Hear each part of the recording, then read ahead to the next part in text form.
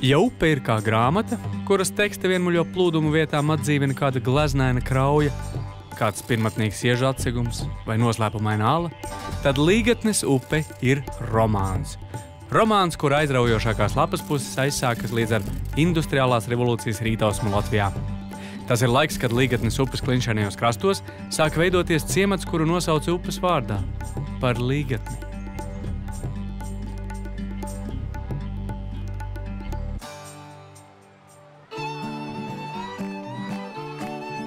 Smilšakmens klintīs pirmie līgatnieši izcirta alas, bet ne jau dzīvošanai. Bija taču rūpniecības, ne alu laikmets. Bet alas labi kalpoja kā pagrabi, kur glabāt dārzeņus, ievārījumus un citas derīgas lietas. Jā, arī vīnu, ko te joprojām dara no pašu audzētiem augļiem un ogām. Līgatnieši allaži bijuši rosīgi ļaudis, bet kas kustīgs, tas lustīgs. Ne jau velti pilsētiņas augstākā klints tiek saukta par Lustūzi. Lustūžu alās tagad saimnieko amatnieki, kas labprāt demonstrē savu prasmi pilsētiņas viesiem. Taču galvenais amats Līgatnē ir cits. Uz tā sieta izveido šo ūdenszīmu ar iedogumu. Un tad, var sakot, pāries papīrs ir planāks, tā vieta. Līgatnes īpašā ūdenszīme ir tās papīra fabrika, kuru 1815. gadā vecajās ūdensdzirnavās ierīkoja 2 uzņēmīgi Rīgas tirgotāji.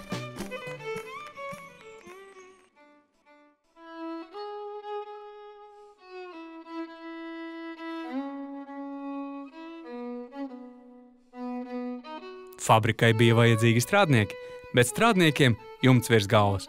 Un tā upes krastā radās Līgatnes pilsētiņa.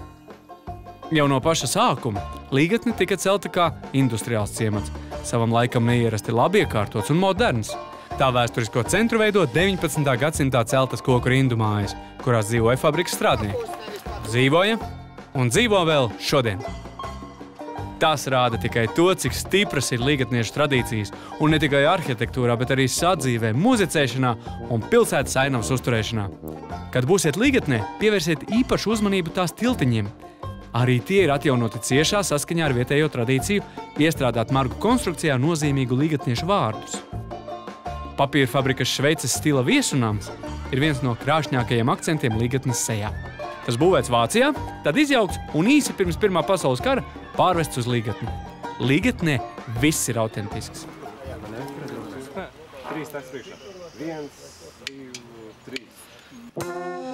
Autentiska ir arī papīra fabrikas galvenā ražošanas ēka. Tajā joprojām tiek ražot papīrs.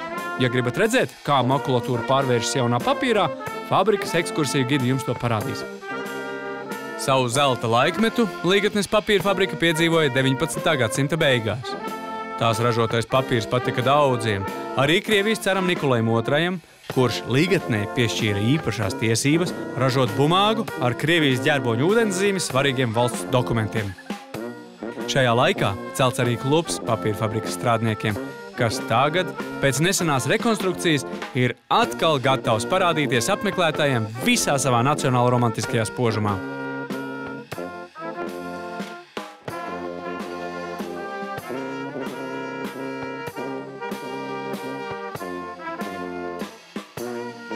Klubā darbojas teātris, koris, deju kopas, orķestris un lasāmgalds.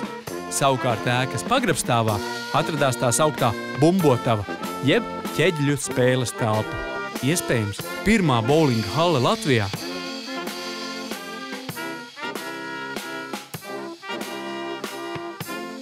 Pasaulē ir ļoti maz vietu, kur 19. gadsimta industriālā ciemata apbūve ir saglabājusies gandrīz neskartā veidā.